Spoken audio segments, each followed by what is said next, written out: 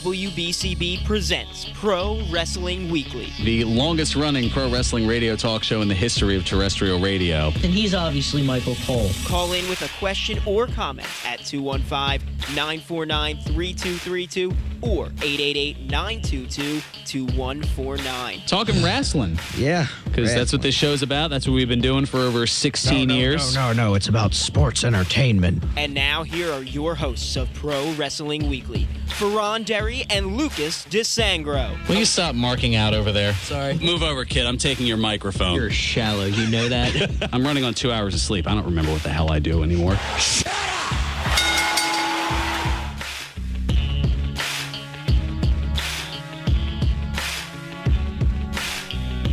There's the sound of the bell, and we are set to go. This is Pro Wrestling Weekly here on 1490 WBCB and online at WBCB1490.com.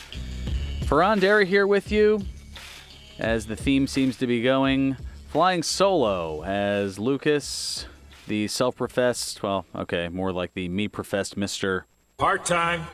Yeah, he is currently down at the Monster Factory for an MF Super Camp, or the MF Super Camp, and learning from a few of the folks down there. So I'm left here holding the fort while he goes and learns and fights for his dreams and all that stuff, as he was tweeting about a little bit earlier this morning.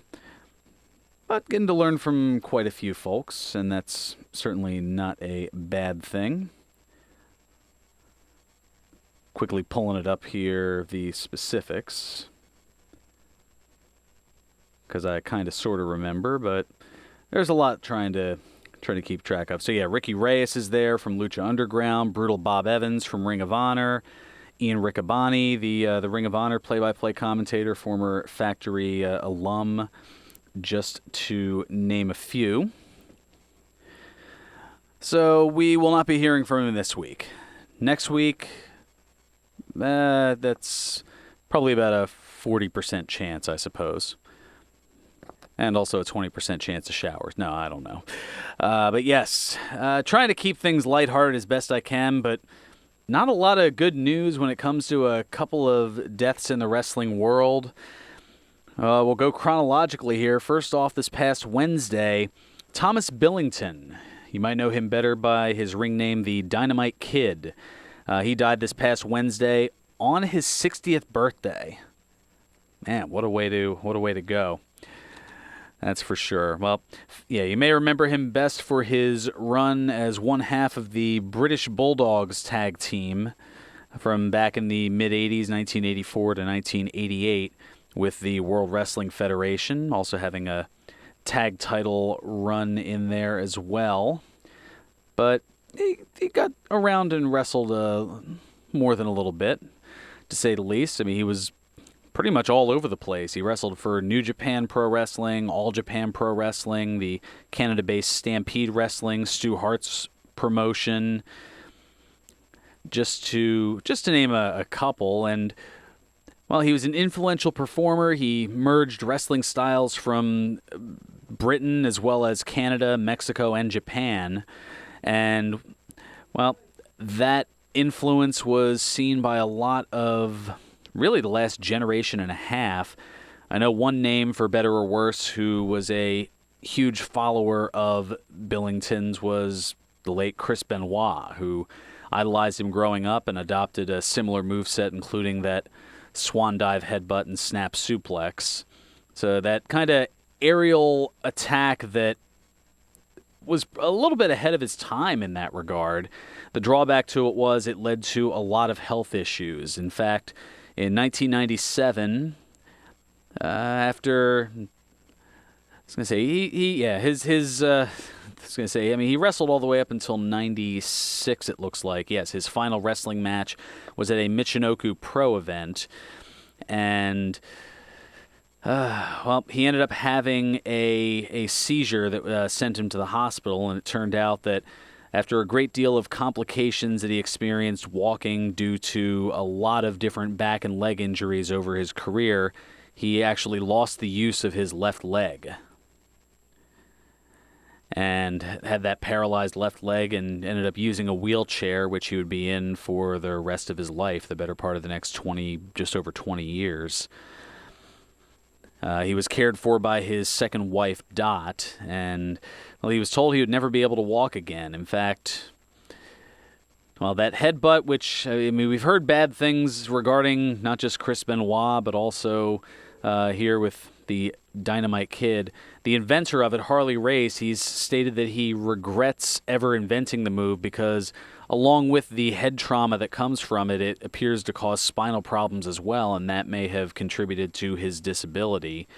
And additionally, along with the paralysis, he suffered from some heart problems as well, had reportedly suffered a stroke in 2013, and in 2015 he was named, I know it seems like this comes up at least once every couple of months, but he was named in a lawsuit filed by WWE after they received a letter from him indicating that he intended to sue them for concussion-based injuries sustained during his tenure with them. And he was represented, here's a name that we've heard before, by attorney Konstantin Kiros, who was involved in several other lawsuits involving former WWE wrestlers, which thankfully that has been thrown out, as that seemed to have about the credibility as Lionel Hutz for the Simpsons fans out there.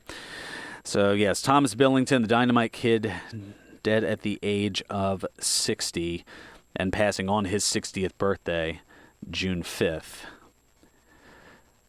It's certainly a shame. What can I say?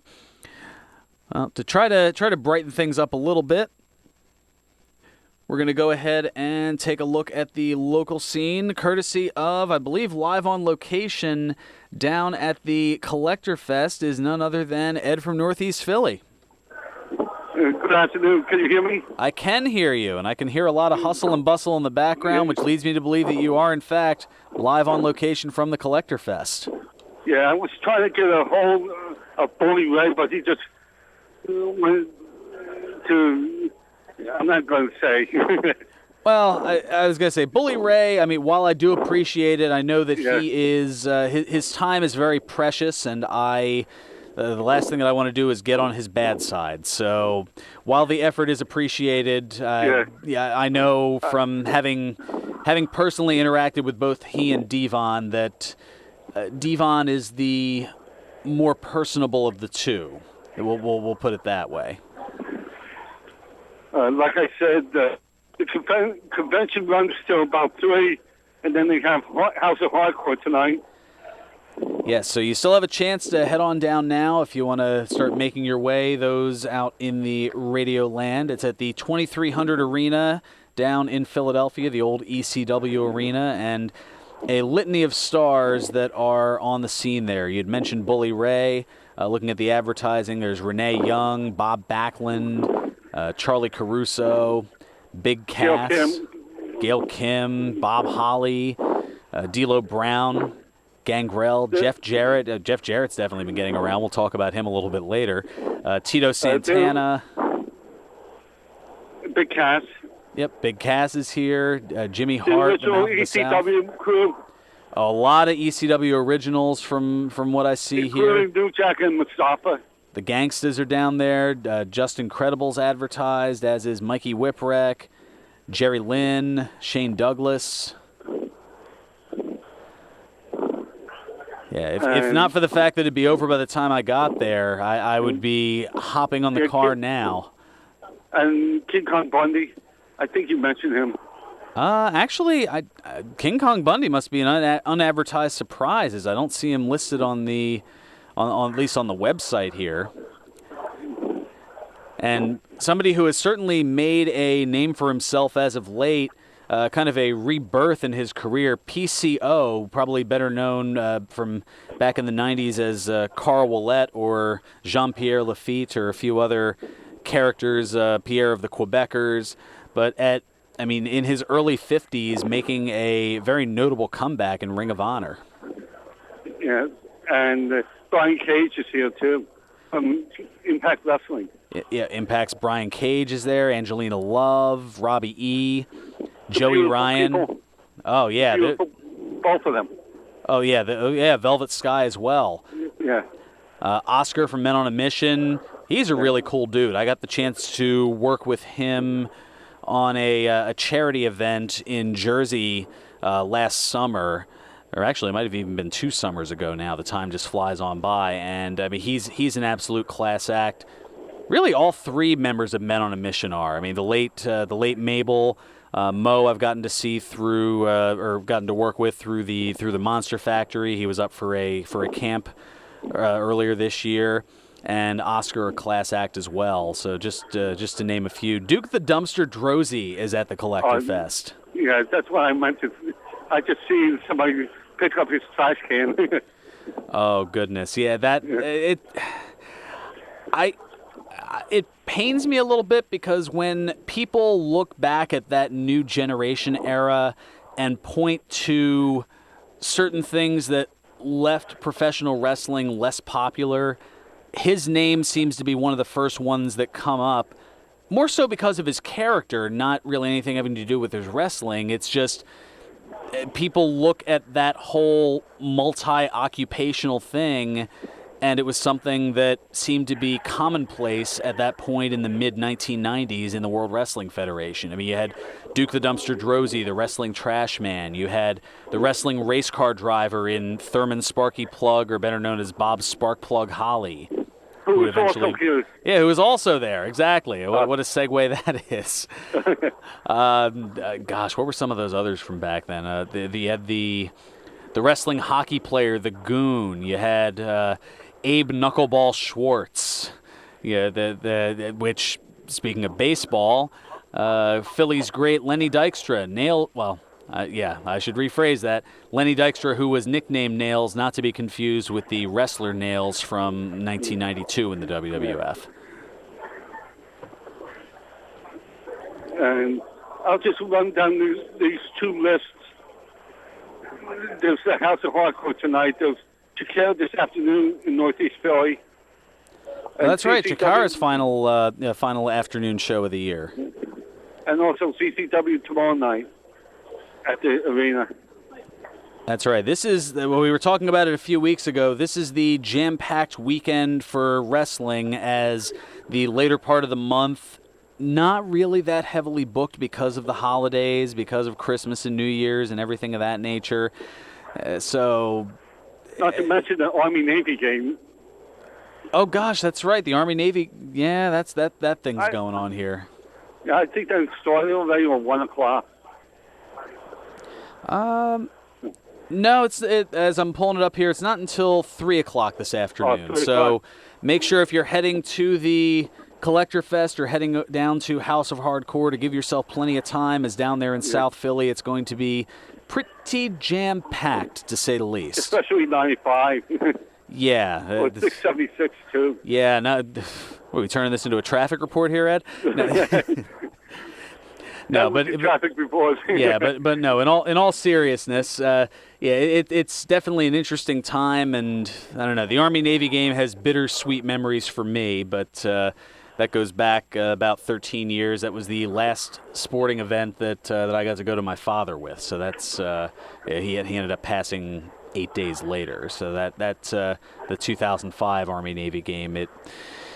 As I said, it has a bittersweet place in my memory, but for those not looking to go to the football, there's certainly a lot of wrestling in the area to be had.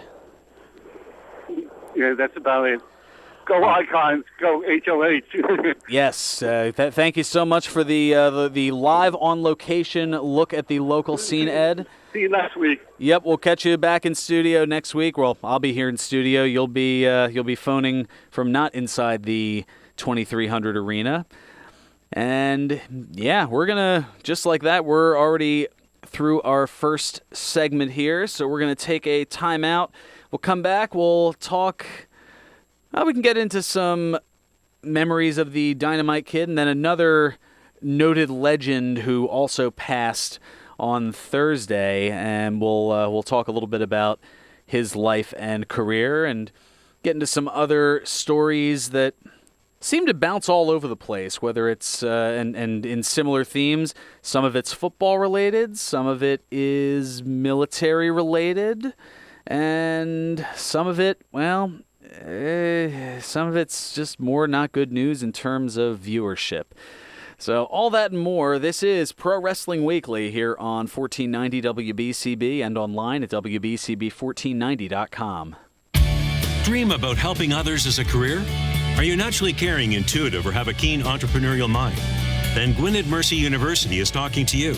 With options online and in person, our in-demand bachelor's degrees in nursing, psychology, and business are designed to promote professionalism while enhancing skills in top fields.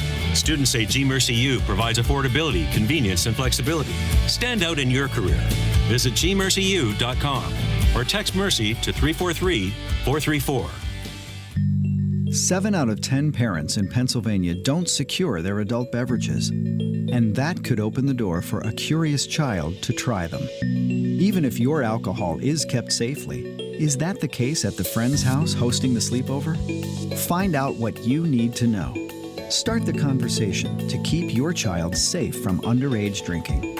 Visit knowwhenknowhow.org. Sponsored by the Pennsylvania Liquor Control Board. Join Paul Jolovitz every week for the Monday Night Kickoff Show. For guest and show information, visit WBCBSports.com. When someone hears the words, "You have cancer," it's one of the darkest moments in their life. Light the Night brings light to the darkness of cancer by uniting survivors, patients, and supporters in the cause to end cancer. We form a community of hope, raising funds in support of the Leukemia and Lymphoma Society. The discoveries made by LLS-supported research have led to breakthrough treatments for many cancers and other serious diseases. When we walk, cancer runs. Join the movement to end cancer today. Visit us at lightthenight.org.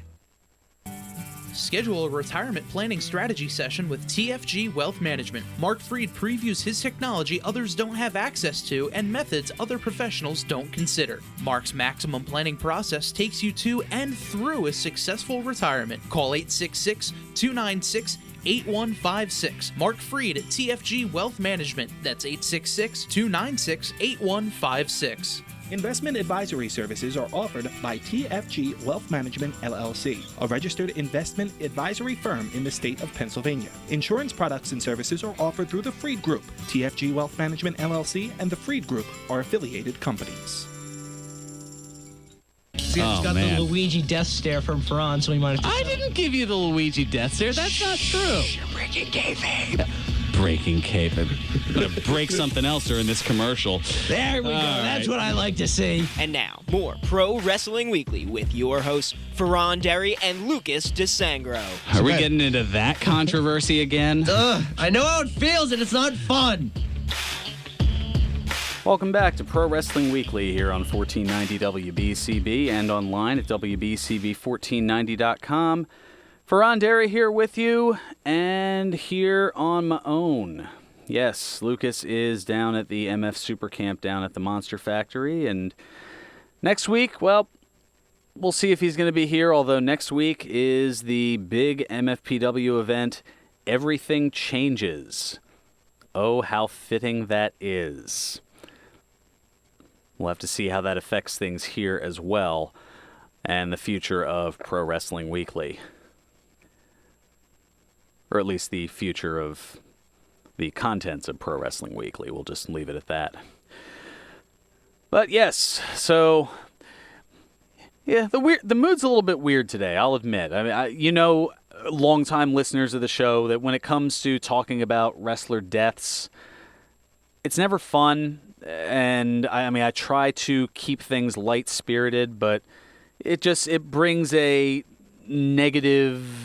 It brings the show down. I mean, it's not necessarily. It's the fact that they're no longer with us, but then at the same token, we're talking about memories of their life and what they had done. And in this case, the other one that had occurred over the course of this week, actually just 2 days ago, the first of a 3-generation wrestling family, Larry the Axe Hennig, who you might know as the father of Kurt Hennig, better known as Mr. Perfect, and the grandfather of Joe Hennig, better known as Curtis Axel, who's currently in the WWE and the Raw brand, part of the B Team. Go, go, go.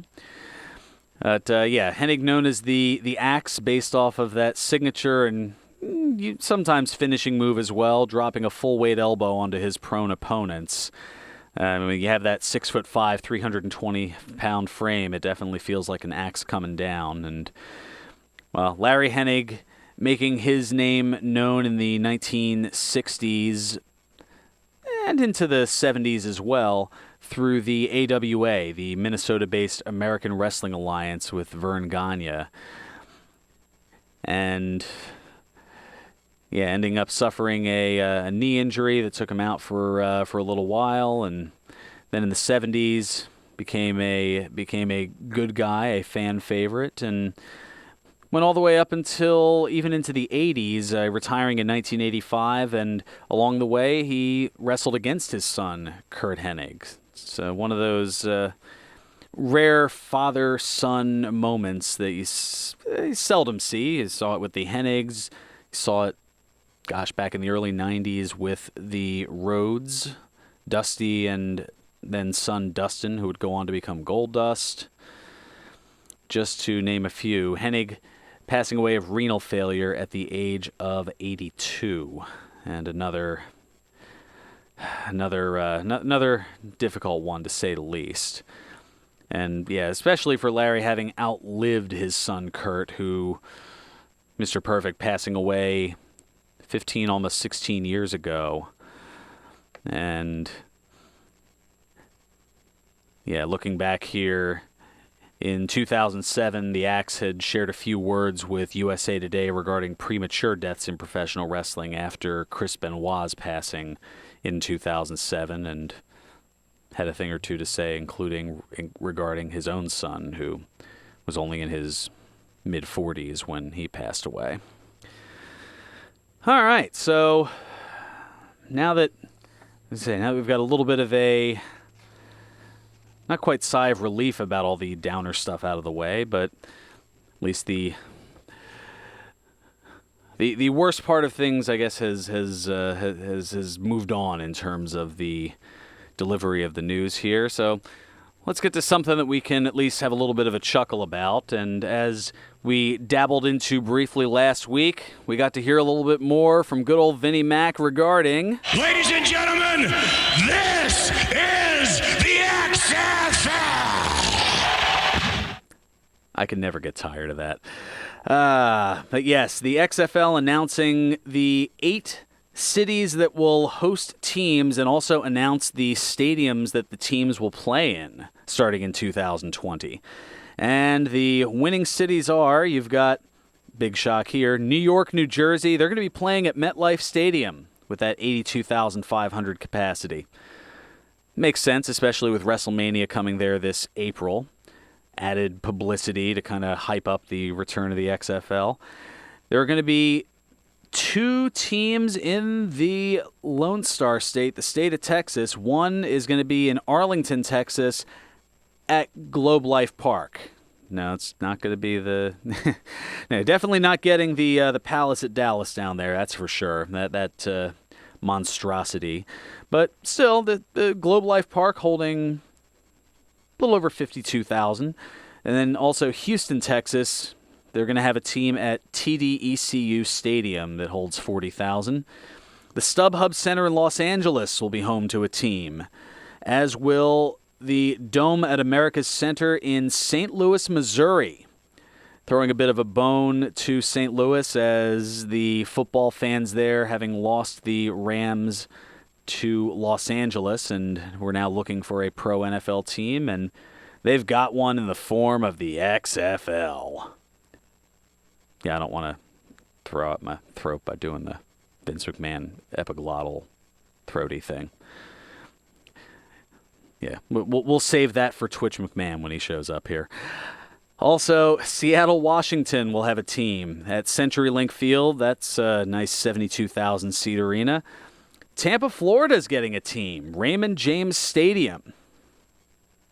And finally, Washington, D.C., Audi Field will be the host of the 8th team. So, sorry, Philadelphia fans, still no XFL for you, although you'll have 2 options now. You can either go a little bit north or a little bit south to check out the New York, New Jersey, or the Washington, D.C. teams for those who will have that interest in the XFL.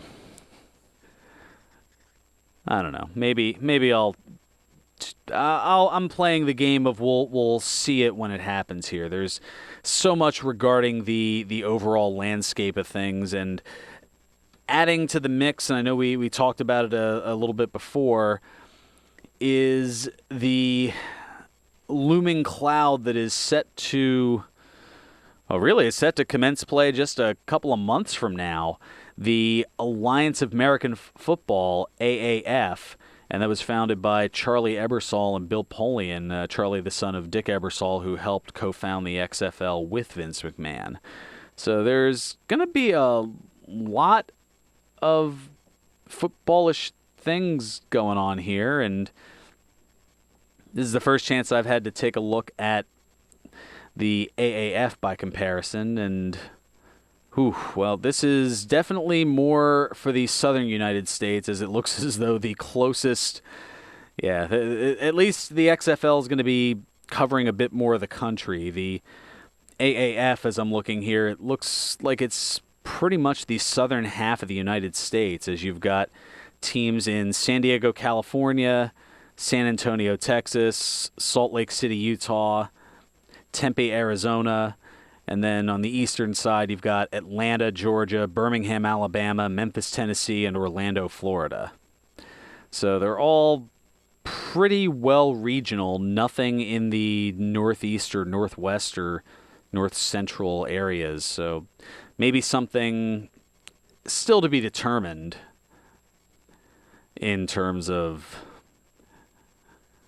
how that's going to work. And I don't know if everything has been established as of yet regarding the XFL, but this is something else. The more I'm finding out about this, the more interesting it's getting regarding this AAF, and it seems like they're almost going out of their way to stick it to the XFL. As I'm looking here, so the league is planning, as far as signing players, they're expected to get 3-year non-guaranteed contracts worth $250,000 along with health insurance, plus an escape clause to go to the NFL. But the 3-year contract is meant to target the XFL to prevent second-tier pro players from signing with the XFL if they play in the AAF in 2019. So pretty much they're trying to lock in for 2019, 2020, and 2021 to keep the XFL from getting off the ground, pretty much. So we'll see. It looks as though the AAF at least has something together. Is it going to be a challenge to the NFL? No, that's why they're set to start in February, 1 week after the Super Bowl. So that's something that is, well, it's a bit of a change. It seems almost like they're going after what's left of the Arena League in a sense, because that's still a thing here. So there are some proposed rule changes for the XFL, but that's all still in the testing phase. But yeah, I know I've turned this into a football talk, and I didn't really mean to. It just tangents, they tend to happen. What can I say?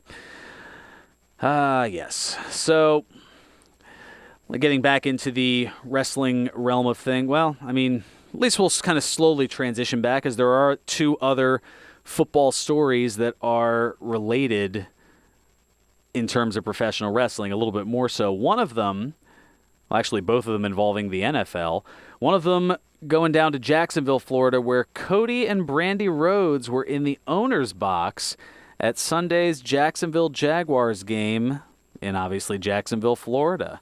Now, the Jaguars are owned by Shad Khan, and his son Tony Khan is the team executive, and the Khan family, as we've talked about a little bit before, is behind the potential startup group All Elite Wrestling, involving Cody and Brandy as well as the Young Bucks and others.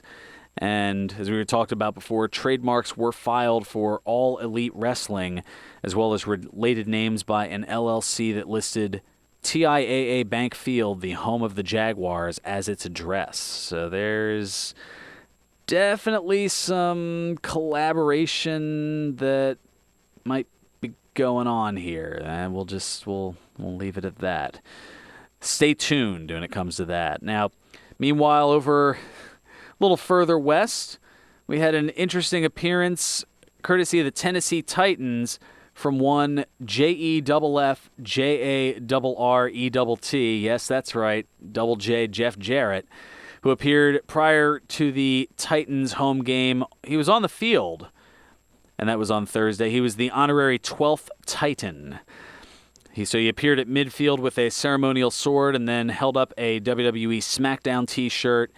And the Fox play-by-play voice Joe Buck plugged the SmackDown premiering on Fox October 4th of 2019 and joked that it would be broadcast by his broadcast partner Troy Aikman. You know what? Aikman is a heck of a football analyst. I'd be curious to see how he'd do in a wrestling commentary realm. I wouldn't say throw him on SmackDown right away, but we have seen stranger things when it comes to wrestling commentary. Also, there was a conversation with Aikman during a game earlier this season about the former quarterback's work in Rent-A-Center commercials with Hulk Hogan. So there is a little bit of a wrestling connection with Troy Aikman. And he had said that he had fond memories of meeting Hulk Hogan and spoke favorably about pro wrestlers. So he's not one of those wrestler haters. So between Cody and Brandy Rhodes in the Jaguars owner's box and the Titans with Jarrett hosting the Jaguars, who do we got for Philly? Jeffrey Lurie? Any takers? I didn't think so. All right. Well, it was worth a shot. And, well, speaking of worth a shot, I guess it's about that time here to talk about our friends over at the Broken Goblet Brewery over at 1500 Grundy's Lane in Bristol, PA, where the new winter cocktails are still available, and I've had one or two of them. We'll leave it at that. They are rather tasty. My favorite is the Griswold, the secret spiced rum, a splash of triple sec, house sweet and sour mix, and a topper of ginger beer. Just to kind of throw it off there. It'll have you... a couple of those will lead to the happiest Christmas since something about Bing Crosby and Danny Kaye. I think you know the line if you've seen National Lampoon's Christmas Vacation. If you haven't... look it up, because if I say the actual line, Ted Efall will come running in here, and that'll be the last Pro Wrestling Weekly that we have. Surprised he hasn't come running in here already. Like, duh, what do you do? Come on, you're killing me. No. But, yeah, they certainly are delicious. Also, the Christmas Shelly, a nice little twist on something you're used to. It's a vanilla vodka, cranberry juice, and a club soda topper, just to name a few. Make sure to give them a try. The Apple Mule, also the Rosemary Gin Martini, the Winter Warmer, the Night King, and the Ciderita, just to name a few. And a note for scheduling here, the release that was supposed to occur today, there was a bottling issue that has created a delay. So instead of today, the bottle release for Carl the Great will be this coming Wednesday. And Carl the Great. Big, silky smooth, and unbelievably well-balanced. Those are the terms heard from independent taste testers on the 2018 Carl the Great Russian Imperial Stout, which was aged in JD rye whiskey barrels for about 4 months and then blended with about 25% of the standard Carl the Great, resulting in a stout that hits all the right notes. Each 22-ounce hand wax bottle is $15, limit 3 per person, and that release is this coming Wednesday due to faulty glassware issues. And Broken Goblet Brewery, they apologize for the inconvenience of the delay, but they want to make sure that things are done right. And one thing that'll definitely be done right is tonight, where there will be live music from one of the smoothest songwriters around, Jason Ager. That starts at 8 o'clock. Make sure to check that out, as well as some of the other weekly features, the Sunday Bloodies and Brews, featuring the Bloody Mary flights, and those definitely are delicious. Tuesdays, you've got Jackbox Tuesdays. Try your luck against your pals and the rest of the tap room with Jackbox.tv games. Free to play, all you need is a phone and a sense of humor. In my case, 1 out of 2 ain't bad. Wednesdays, you've got Quizzo from the Dark Side, where Reese guides you through 3 rounds of madness in a new night of brains and beer. Then you've got Mike Estabrook Thursdays, where a night of music will be brought. And there's also the $5 Esta Bingo, which will help get you towards a quarterly jackpot. Live Music Fridays. It could be a litany of different guests, although there is the first Fridays of the month, which would have been last night with Cara Cartney. So make sure to check her out for 2019. And then Saturdays bring a hodgepodge of events into the realm. Just a few reasons why it's always a good time at the Broken Goblet Brewery, 1500 Grundy's Lane in Bristol, PA. Broken Goblet Brewing, the semi-official brewery of Pro Wrestling Weekly. Please enjoy responsibly. Coming back, we've got some more news and notes. Also, the birthdays, the Today in Wrestling History. Thanks to Ryan, who, well, was unavailable today, and he let me know about that ahead of time.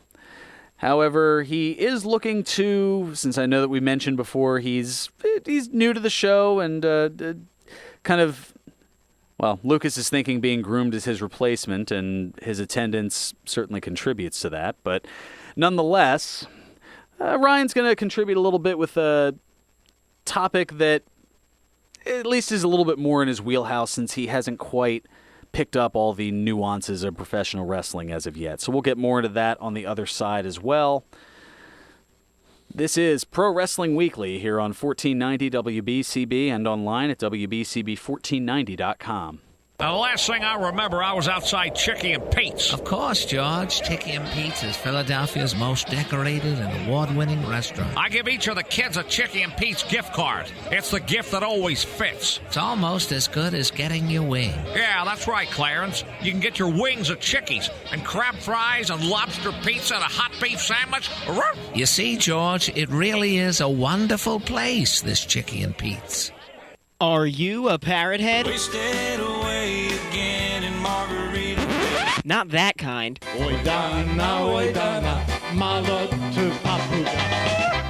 That's more like it.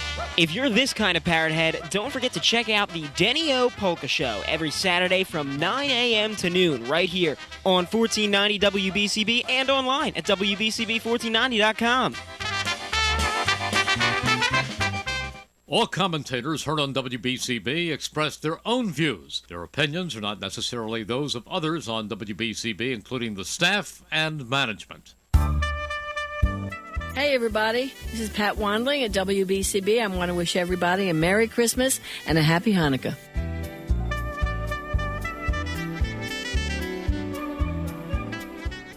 You won't see termites crawling across your floor, but thousands might be devouring the wood in your walls, weakening the structure of your home. For over 50 years, termite proofing and pest control of the Delaware Valley has been in the exterminating business. If you think you have a pest problem, they're the experts. Call them today at 215-639-5455. That's 215-639-5455 for TPPC. Termite proofing and pest control of the Delaware Valley gives your home or business peace of mind, knowing your pest problem is in their hands. Located at 1560 Bristol Pike in Bensalem, they use only EPA-approved material applied by licensed technicians. Call Termite Proofing and Pest Control of the Delaware Valley at 215-639-5455. Pro Wrestling Weekly presents Today in Wrestling History, December 8th. On this date in 1997, WCW Monday Nitro aired live from Buffalo, New York. In the main event, Diamond Dallas Page defeated Scott Hall by disqualification. On this date in 2003, WWE Monday Night Raw aired live from Anaheim, California. In the main event, Goldberg defeated Kane by disqualification in a lumberjack match. On this date in 2006, WWE taped its Tribute to the Truth special from Camp Victory, Baghdad. In the main event, Carlito pinned Randy Orton. On this day in 2008, WWE Monday Night Raw aired live from Philadelphia, Pennsylvania. In the main event, John Cena defeated Edge by disqualification. This has been Today in Wrestling History, December 8th.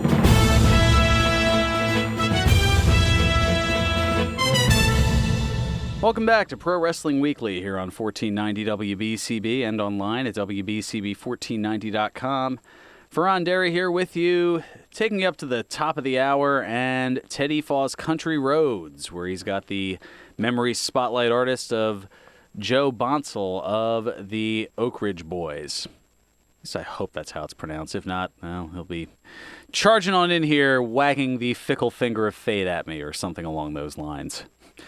So, yes, we've got some good and interesting news here. We've been talking about those leaving. How about those sticking around or finding places to stick? Ring of Honor, according to a couple of reports, has signed Silas Young to a 3-year deal, and they also signed PCO. We talked about him a little bit earlier, Carl Ouellet, to an exclusive deal, and both of those were first reported by Mike Johnson of PWInsider.com. Meanwhile, Ring of Honor has also signed Brody King, according to Sean Radican of PWTorch.com. Well, I teased earlier that we were talking something military-related. Well, WWE had announced that the 16th annual Tribute to the Troops celebration, which taped this past Tuesday at Fort Hood, will air as a 2-hour special on Thursday, December 20th at 9 p.m. on the USA Network. There'll be a special appearance by former host of The Daily Show and longtime WWE fan and occasional involvement and things of that nature, as well as supporter of the military, none other than Jon Stewart. Plus, rising country music star Morgan Wallen will perform as well. Now, WWE previously held Tribute to the Troops in Fort Hood back in 2010. It's something they've been doing right during the holiday season every year since 2003 as, well, a tribute to the troops, pretty much as it sounds. Makes a lot of sense. Now, someone else who is certainly very patriotic, or at least he was when he was in WWE, Jake Hager. He's going to be making his mixed martial arts debut at the January 26th Bellator event at the Forum in Inglewood, California.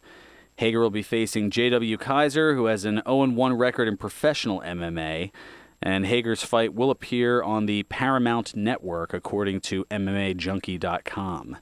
Now, the 36-year-old Hager, he was an All-American wrestler for Oklahoma University prior to signing with WWE as Jack Swagger. Where's JR with the Boomer Sooner when we need him? Hager signed with Bellator back in November 2017, and meanwhile Kaiser, he is a 41-year-old fighter who compiled a 1-3 record as an amateur. And that leads to a Mike Tyson's Punch-Out joke that probably could be made, but given sensitivities nowadays, I'm probably better off just leaving it there and letting people figure out the rest. The fight will occur on the same night as the NXT TakeOver event the day prior to the Royal Rumble over in Phoenix, Arizona. Now, this is a question for should there be a cause of concern, and I feel like this comes up every couple of months here, but another record low rating for Monday Night Raw. This time a 1.61 rating, down from 1.68. That's a record low for a non-holiday in terms of viewership, averaging just just a hair over 2.25 million viewers, down from the just under 100,000 more viewers on average last week. Now, is it something to be worried about? Because it seems like this trend has been ongoing for a while as this just gradual downward slant decline. I guess it's hard to say. Or is it just a blip on the radar due to the absences of Roman Reigns and Braun Strowman? Well, if you're Vince McMahon, I think I know what your answer is to that. But for everybody else, I don't know. Also want to let you know that the place to get action figures, replica title belts, sports memorabilia, banners, and more is at George's Cards and Collectibles, where they had a great signing event last night. I was unable to attend, but I heard a few good things from some friends on Facebook, including, my one friend Tim, who chimed into the show on an occasion or two, but he happened to be up there and got the chance to see Hardcore Holly, who was a last-minute add to the mix, as was Barry Horowitz, along with Britt Baker and Funaki, and I believe it was Gail Kim who was also down there. So certainly great stuff from George's. Now, you know they have 2 locations for all of your cards and collectibles needs, including their original store at 7755 New Falls Road in Levittown, and in the Neshaminy Mall in the movie theater wing. Now, for more info, you can go to georgescollectibles.com and follow George's Cards and Collectibles on Facebook, as I'm sure that's where they will let you know the next upcoming signings that will be coming your way. And they do some fantastic stuff and have been good longtime friends here of Pro Wrestling Weekly, and we certainly do appreciate it. So I've kind of gotten away from it here because I know that, well, we'll get into it a little bit more next week, but so far there are 10 matches that are set up for the big TLC event, tables, ladders, and chairs, and there's a whole debate that can occur as to, which I was actually discussing with a friend of mine off the air prior to the show here, about how much longer they should stick with these themed names. And it seems like it's something that comes up every once in a while as well, of, all right, why are we going to shoehorn ourselves into making a tables, ladders, and chairs match just because it's December? Or a Hell in a Cell match just because it's October, or an Elimination Chamber match just because it's February, as opposed to having a rivalry build up to that, or a series of rivalries build up to those particular things. I don't know. That's right up there with how many licks does it take to get to the center of a Tootsie Roll Pop. The world may never know. But as far as the tables, ladders, and chairs lineup, 10 matches so far. We've got the finals of the Mixed Match Challenge, where the winners will receive the respective number 30 spots in the 2019 Royal Rumble for the men's and women's Rumbles. Then, speaking of the women, you've got the Raw Women's Championship on the line. Ronda Rousey defending against Nia Jax, who has certainly been vilified for her power of the punch as of late after breaking Becky Lynch's nose and taking her out of the Survivor Series pay-per-view with a concussion. You've got the stipulation-filled Braun Strowman, who still has that elbow injury, but is still scheduled against Baron Corbin in a TLC match. And if Strowman wins, he'll get a title shot at the Royal Rumble, plus Baron Corbin will be stripped of his power. But if Corbin wins, he will be named the permanent general manager. Also, you've got Seth Rollins defending the Intercontinental Championship against Dean Ambrose. That has been a very personally heated rivalry. And also turning up the heat is the new WWE champion Daniel Bryan defending against AJ Styles, the former champ. Bryan with his newfound attitude as of late. Then on the SmackDown side for the women, you've got Becky Lynch against Charlotte Flair and Asuka in a triple threat TLC match. That one, for my money, that looks to be the show stealer of the night. That, I think, is going to be the one that will definitely garner a lot of intrigue, but we'll get more into that next week. And then you've got Finn Balor against Drew McIntyre. A little bit of a UK battle there. You've also got Elias against Bobby Lashley. And then, of course, there's the SmackDown tag titles on the line. Another triple threat match. The Bar, Sheamus and Cesaro, taking on the New Day as well as Jimmy and Jey Uso. And also just added this week, Natalya taking on Ruby Riott in a tables match. Because with tables, ladders, and chairs, you got to have one of those, where the winner is the one who sets up a folding table and throws their opponent through the table, as Teddy Fogg grimaces in the background. Well, it's better than the TLC match where you pretty much tables, ladders, and chairs are all legal as weapons, and there generally is a championship that is hanging above that the winner has to climb up a ladder to pull off of, which leads to a lot of wrestlers being pushed off of that ladder as their attempt to climb. And King of the Hill. A little bit of King of the Hill, yeah, exactly. No, not that show, Bobby. That's not, no. No, not that King of the Hill with Chuck Mangione. That's where I was talking about that from. I was like, where did I talk about King of the Hill recently? He was the spotlight artist on the Italian-American show a couple weeks ago. That's a little birthday spotlight here. Wow, how is that for a segue? Speaking of that kind of spotlight, let's go to the seldom appearing Lucas here for the time for... Birthdays! That Krusty the Clown laugh that he has going on there, or cough, or Krusty the Clown cough. That's the alliteration that I was going for that didn't quite work out here. I don't know. All right, we've got 4 plus 4 on the Brucey bonus side, keeping it a little balanced today here. Trying to keep it fair, trying to keep it balanced. That's what we do. I just love cracking Ted up in the background here. I know, I'm just shattering the fourth wall. What is this wall in radio? All right, on this date in 1957, Kenneth Wayne Johnson was born. The former wrestler and manager, best known for his WWF appearances as a manager, leading wrestlers such as Nikolai Volkov, the Iron Sheik, Akeem, the Big Boss Man, Power and Glory, as well as the Warlord, better known as Slick, turns 61. Yeah, that Jive Soul Bro is 61. And this is another fun one here. On this date in 1968, Michael Sean Coulthard was born. The journalist, interviewer, and longtime play-by-play voice for WWE Raw as well as SmackDown, better known as Michael Cole, turns 50 today. Although I think somewhere Triple H is still telling him he looks like Pettingill. I'll tell you that story when we're done because we're a little pressed for... Well, the short of it was his previous... He replaced Todd Pettingill, who was an interviewer and pretty well-known long-time radio guy up in New York there.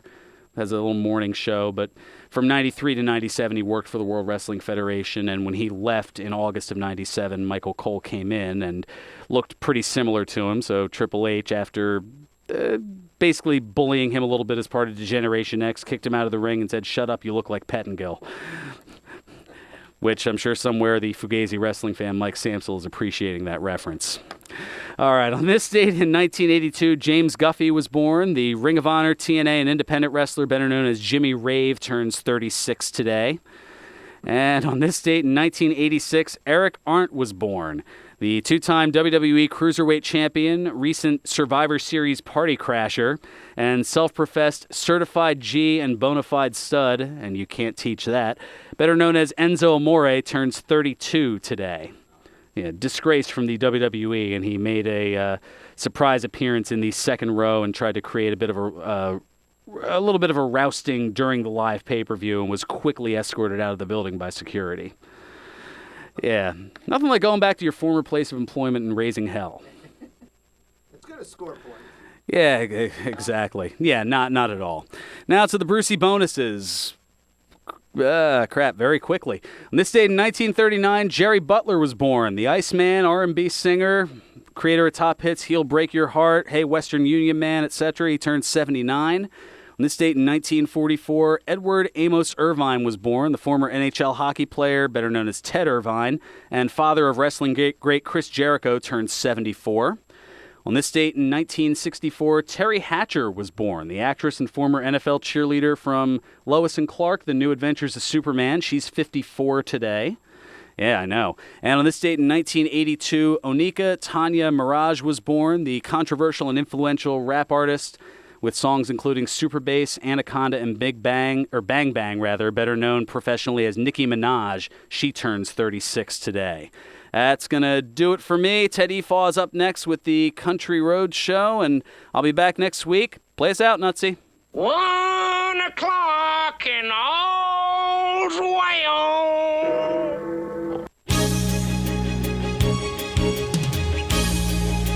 celebrating 60 years of broadcasting excellence. We're 1490 WBCB.